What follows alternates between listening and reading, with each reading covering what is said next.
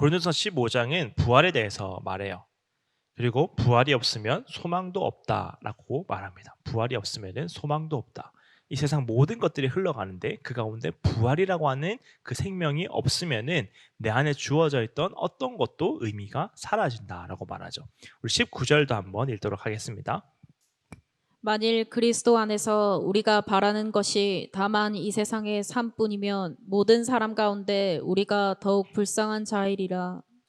부활이 없으면 신앙과 죄사함과 그리고 우리의 모든 소망까지 결국에는 헛되다. 내가 가지고 있는 모든 것이 헛되다. 내가 죄사함 받아서 하나님 자녀로 살다가 죽으면은 끝이다라고 하는 순간 얼마나 헛됩니까? 내가 살아갈 이유가 전혀 없어지는 거죠.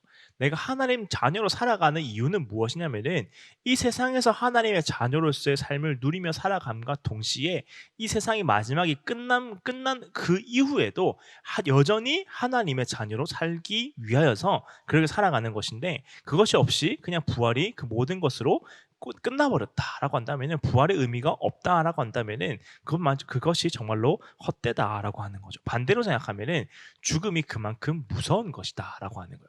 죽음이 그만큼 무서운 것이라는 거죠. 사람을 집어삼키는 죽음, 그리고 그 집어삼킨 그 죽음에 대해서 나타나게 되는 허무함. 죽어서 끝난다라고 하는 말만큼 사람을 비참하게 만드는 것은 없습니다. 죽어서 끝났다. 모든 것이 끝났다. 이제 죽었다. 완전히 끝이다라고 하는 것만큼 사람을 비참하게 만드는 게 없어요. 모든 의미가 사라졌고 모든 생명이 사라졌고 어떤 것도 그 안에 주장할 수 있는 어떤 능력도 없어졌다라고 하는 거죠.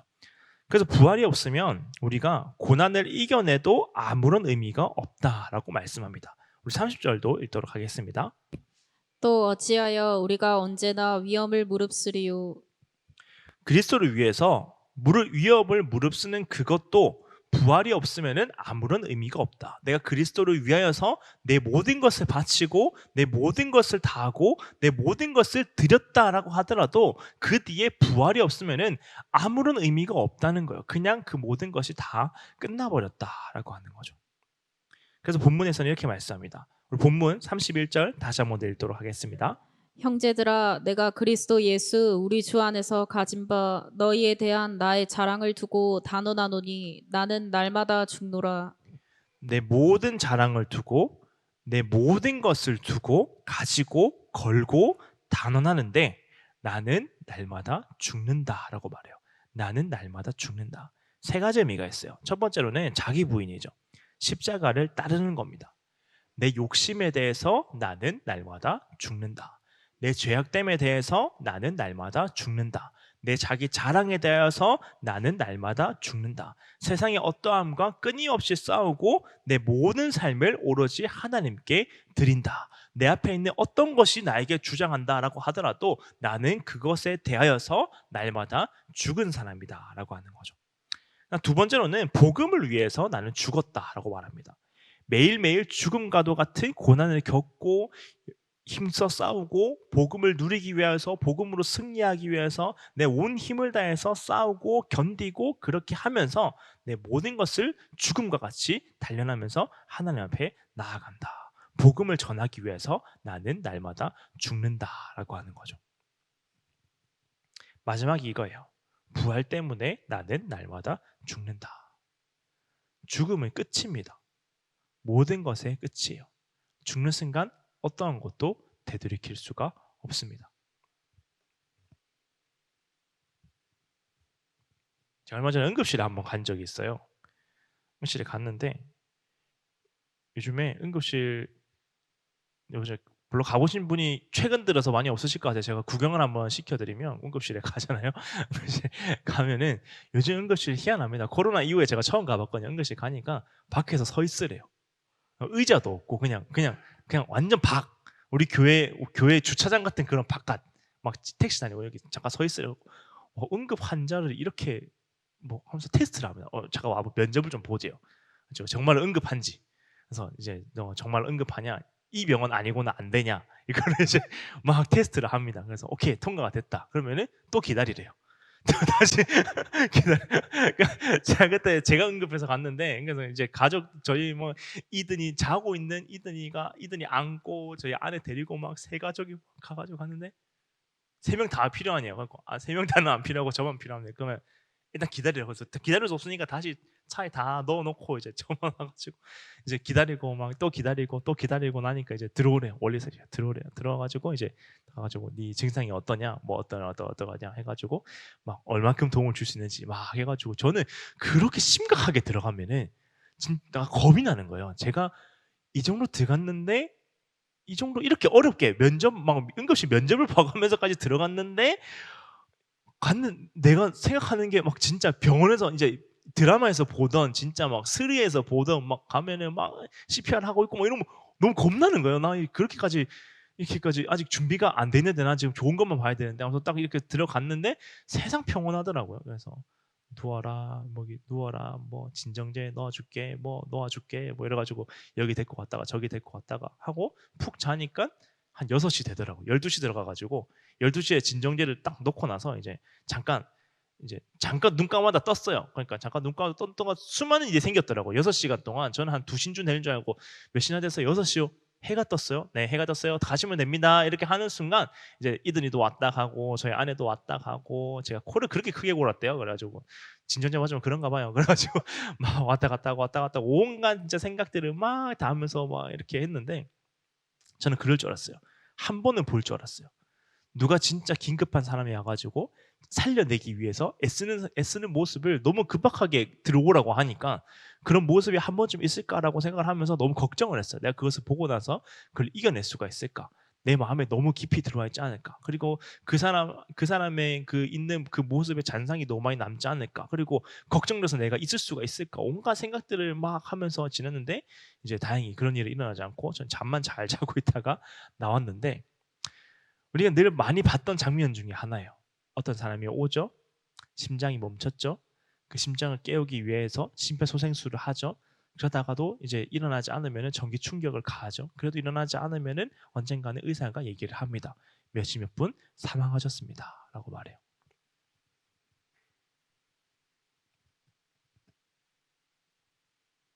그게 죽음입니다. 허무함이요. 다 끝나버린 거예요. 세상에 어떤 것도 이 사람을 이제는 되살릴 수가 없습니다. 라고 하는 거죠.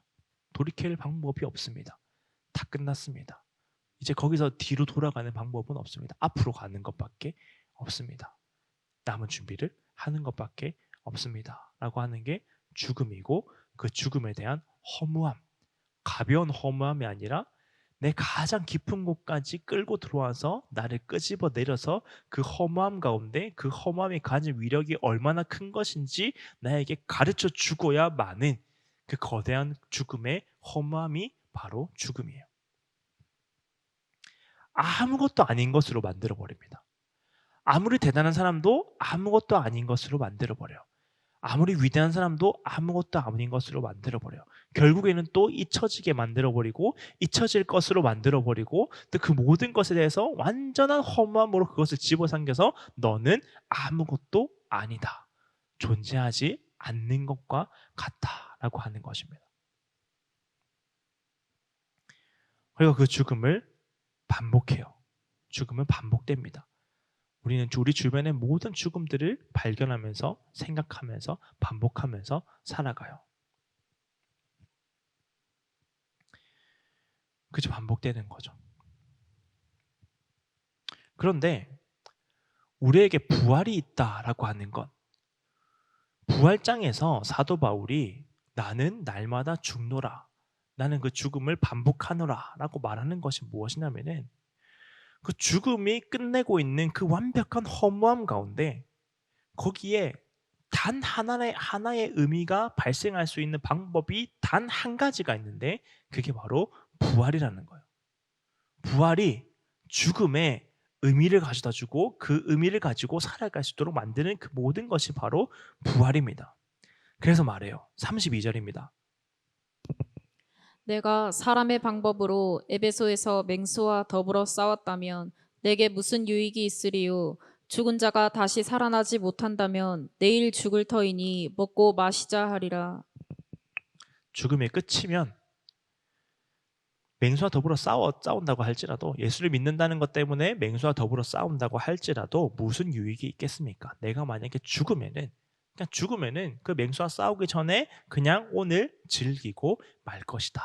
그냥 오늘 열심히 살고 즐기고 편하고 해보고 싶은 거 다 하고 만나고 싶은 사람 다 만나고 정리하고 내일 죽는다고 하지, 부활이 없으면은 그렇게 할 수밖에 없다라고 하는 거죠. 근데 그게 아니다라고 말합니다. 부활의 능력이 어떤 사람의 죽음에 의미를 가져다 줍니다. 부활의 능력이 죽음이 올까봐 두려워하고 있는 우리의 삶 가운데 의미를 가져다 줍니다. 그냥 죽은 사람, 그냥 죽는 사람, 그냥 죽어가고 있는 사람이 되도록 만드는 게 아니라 그 모든 죽음은 사람을 반드시 죽음으로 가까이 갈 수밖에 없도록 이끌어갑니다. 근데 그가 그곳으로 이끌어가려고 만드는 게 아니라 그것을 멈추고 죽는다라고 할지라도 그 가운데 의미를 가져다 주는 것이 바로 부활이다라고 하는 거죠. 부활이 죽음의 의미를 가져다 줍니다. 그런데요, 나는 날마다 죽노라라고 했을 때 사도 바울의 죽는다라고 하는 의미는 여러 가지 의미가 있었어요.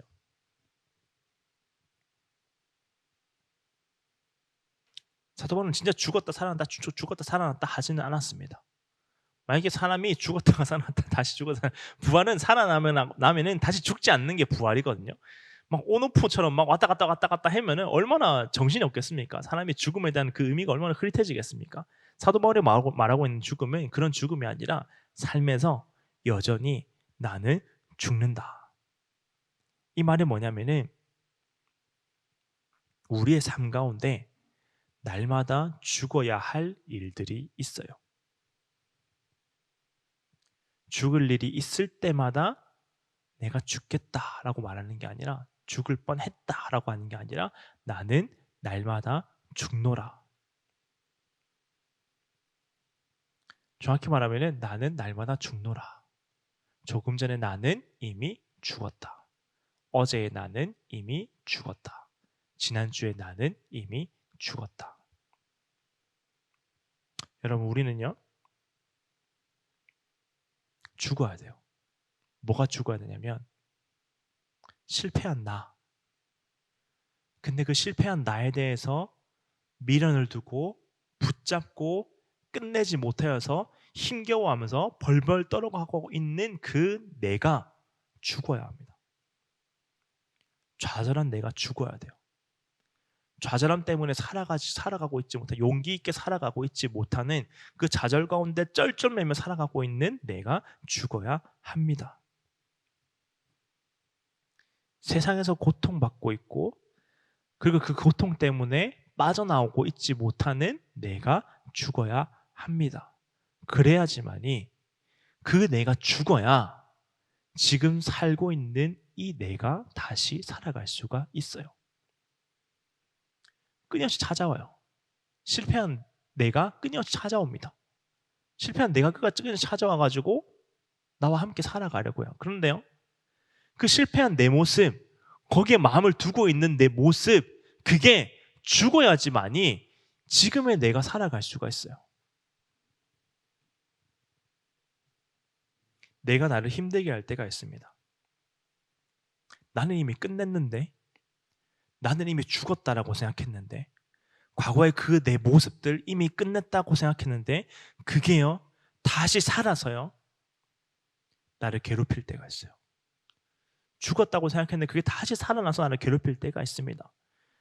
다 끝난 일이 좀비처럼 다시 살아나서, 나는 다 끝났다라고 생각했는데 이제 좀 나는 살만하다라고 생각했는데 그게 다시 살아나서 내 뒷더미를 붙잡고 나를 다시 집어삼키고 나를 다시 끌어내리고 내가 살아가지 못하도록 만들어버릴 때가 있습니다.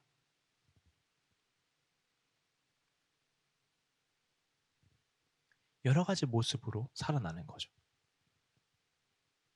그럼 어떻게 해야 될까요? 나는 날마다 죽노라. 그래서 나는 날마다 죽였습니다. 내 자아는 죽었습니다. 내 죄악된 모습, 내 실패한 모습, 내 자만했던 모습, 내 악한 모습, 내 약한 모습, 아팠던 내 모습 다 십자가에서 죽었습니다. 그래서 나는 더 이상 나에게 영향을 끼치지 못합니다 라고 말하고 집에 가는데 뭐가 귀신처럼 내 다리를 꽉 붙잡는 거예요. 다시 살아나는 거죠. 다시 고통받고, 다시 얽매이고, 다시 힘들어하고, 다시 염려하고, 다시 걱정하고, 다시 실패자로 돌아가려고 만드는 그 모든 것들이 있습니다.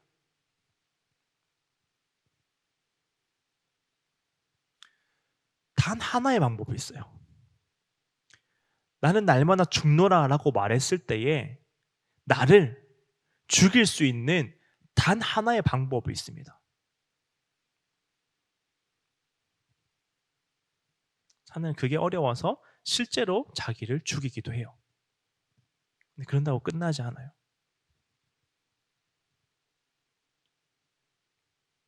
어떻게 나를 죽여야 되냐면 어떻게 고통받고 고난받고 이 온갖 것 가운데 시달리고 있는 나를 죽일 수 있는 유일한 방법이 뭐냐면은 그걸 십자가에 매다는 거예요. 내가 십자가에 매달리는 거예요. 그게 무엇입니까? 진짜 실제로 십자가에 매달 수가 없잖아요. 그것의 의미가 무엇입니까? 십자가에 매달린 형벌에 왜 하필 하나님은 십자가를 선택하셨느냐라고 했을 때 그 형변에 그게 무자비하고 막 여러 가지 뭐 많죠. 십자가 이유들이 많죠. 고난스럽고 고통스럽고 잔인하고 막 그때 그 시대 가장 최악의 형벌이었고 많죠. 그 모든 십자가가 있지만은 그 십자가에서 가장 하나님 앞에서 의미가 되는 것은 무엇이냐면은 십자가에 달려 있는 사람은 아무것도 하지 못합니다. 그거예요. 인정하는 거예요. 하나님, 내 자아가요, 살아서요, 죽었으면 좋겠다라고 생각하는 내 자아가 살아서요, 나는 힘들게 하고, 괴롭게 하고, 어렵게 하고 있는데, 그것을 나는 죽이기를 원합니다. 그래서 그 모든 삶 가운데서 내가 더 이상 거기에 희생당하며 살아가지 아니하고 내 온전한 삶, 하나님 앞에서 기쁨이 되는 삶을 살기 원합니다라고 했을 때 십자가에 매달아야 되는 것은 내 자신인데 그 자신이 뭘 인정해야 되냐면은 하나님, 나는 아무것도 할 수 없습니다.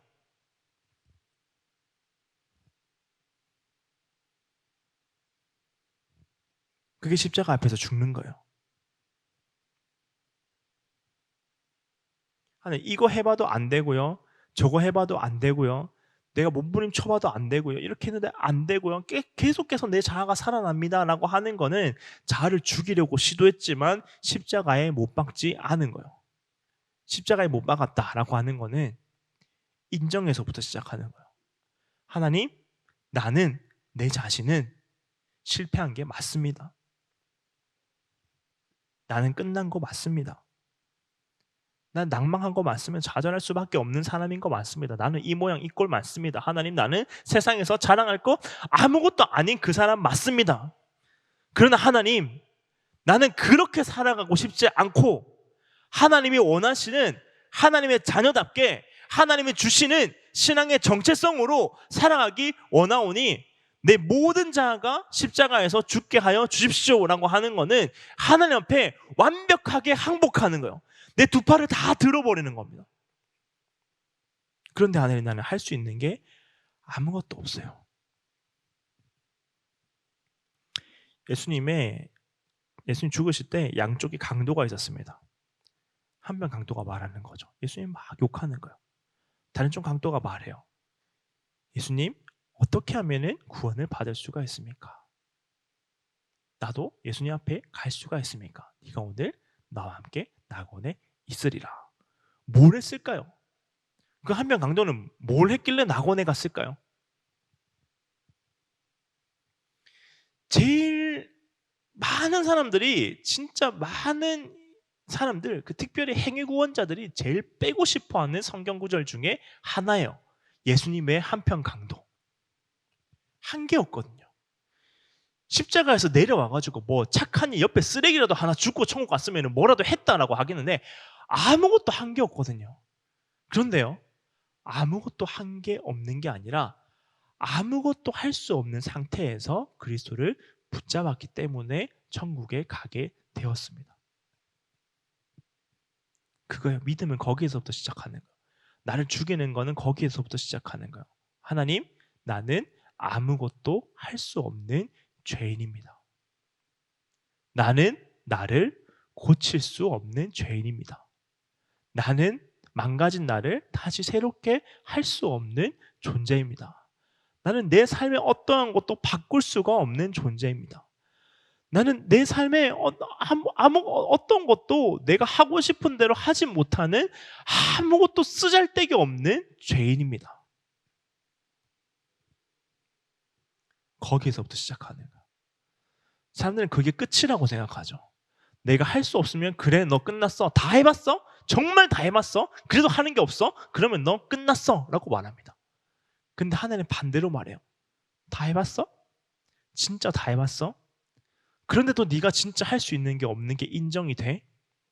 정말로 할 수 없는 게 인정이 되고 그 할 수 없는 게 진짜 사실이라는 것이 정말 네 삶 가운데서 정말로 철저하게 고백되고 증명되었어? 그때부터 하나님이 그 사람 손잡고 일으키셔서 나는 날마다 죽노라가 시작되게 하는 거예요. 그 사람에게 주어지는 게 자유입니다. 자유하세요.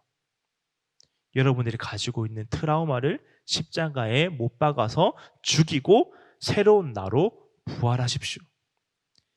여러분들이 빠져 있는 죄의 유혹을 십자가에 못 박아 죽이고 새로운 나로 다시 부활하십시오.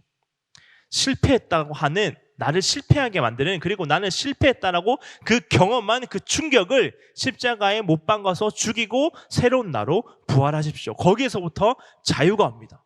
여러분의 트라우마에 대한 자유가 옵니다. 여러분의 실패한 자아에 대한 자유가 와요. 여러분의 아픈 모습에 대한 자유가 와요. 여러분들이 잘못 사용한 시간에 대한 자유가 와요. 여러분들이 가지고 있는 세상의 우월함에 대한 자유가 나타나게 됩니다. 날마다 죽어야 돼요. 내가 날마다 죽어야 진짜 내가 다시 살아서 하나님의 택하신 백성, 아름다운 백성, 하나님의 자녀, 그 내 정말로 맞는 정체성이 살아서 그때 내 삶을 살아갈 수가 있어요. 우리 한번 기도할 때에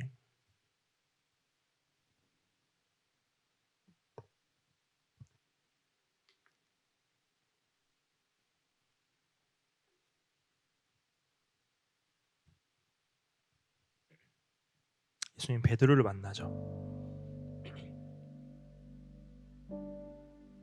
물고기를 한 마리도 잡지 못한 베드로였어요.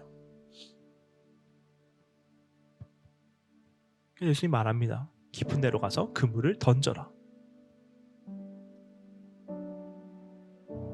배가 침몰할 것 같을 정도로 물고기가 잡히는 거예요. 그물이 막 찢어지려고 하는 거예요. 깊은 데로 가서 그물을 던져라. 열심히 물고기를 잡던 베드로가 예수님 앞에 나아갑니다. 예수님 앞에 나아가요.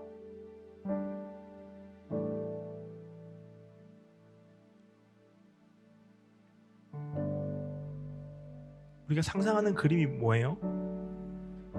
만약에 우리가 이거를 어린아이들한테 들려주기 위해서는 뭐라고 해야 돼요?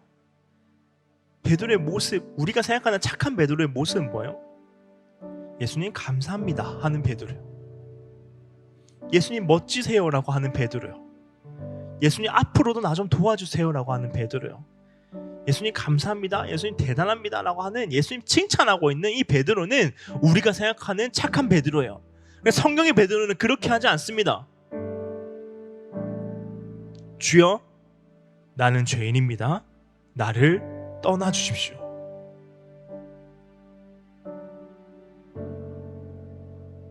아무것도 할 수 없다는 거예요. 그게 증명되는 거예요. 베드로의 눈에는요, 자기가 물고기 잡는 전문가였습니다. 근데 하루 종일 그걸 하지 못했는데 예수님 말씀 한마디에 잡혀가는 것 보고 베드로가 깨달아지는, 마음 깊은 곳에서, 물고기가 아무리 많이 잡혀도 마음 깊은 곳에서 깨달아지는 것은 뭐냐면은, 나는 진짜 아무것도 할 수 없는 사람이다. 다른 사람이 그렇게 말했기 때문이 아니라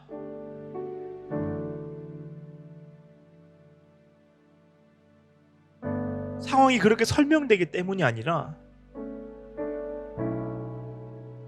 예수님의 기적은 예수님의 말씀으로부터 시작됐어요. 그 예수님의 말씀이 베드로의 심령에 박히는 거예요. 너는 아무것도 할 수 없는 자다.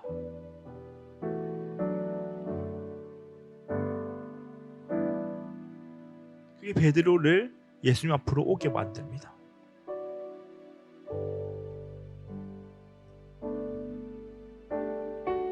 나를 떠나 주십시오.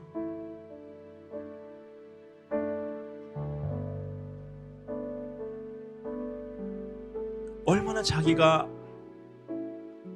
하찮은 존재인지가 보여지는 거예요. 자기가 얼마나 할 수 있는 게 없는 존재인지가 보여지는 거예요. 나약한 존재인지가 보여지는 거예요. 나를 떠나소서라고 말하죠. 사랑하는 여러분, 그게 시작이에요. 하나님의 은혜는요, 저와 여러분들을요, 하나님의 능력으로 하여금 세상에 쩌렁쩌렁한 그 모든 것들을 내가 다 소유해서 하나님 이렇게 위대하십니다라고 빛나게 하는 것을 하나님이 원하시지 않습니다. 그거 원래 다 하나님 거예요. 여러분이 수많은 돈을 벌어서 하나님께 갖다 바쳐도요, 안타깝지만요, 여러분, 그거 원래 하나님 겁니다.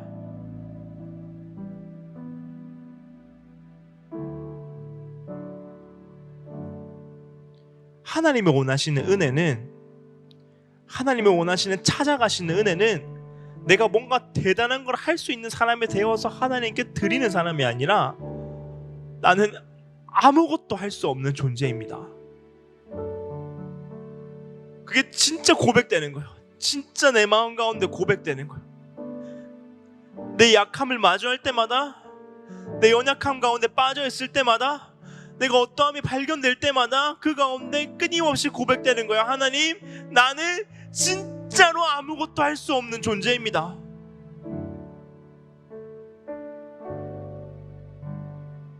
오히려 하나님이 나를 떠나는 게 방법이라고 느껴질 정도로 진짜 아무것도 아닌 존재입니다.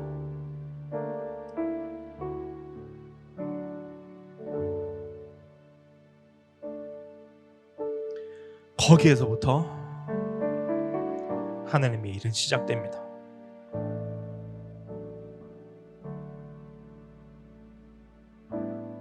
거기서부터 나는 죽고 예수로 사는 사람이 시작돼요. 거기에서부터 나는 날마다 죽노라가 시작돼요. 거기에서부터 내 트라우마를 떨쳐버리고 나는 걸어갈 수가 있습니다. 거기에서부터 내 아픈 자아를 떨쳐버리고 나는 걸어갈 수가 있습니다. 거기에서부터 내 해결되어지지 않았던 그 모든 것들을 떨쳐버리고 그때 앞으로 걸어갈 수가 있는 거예요.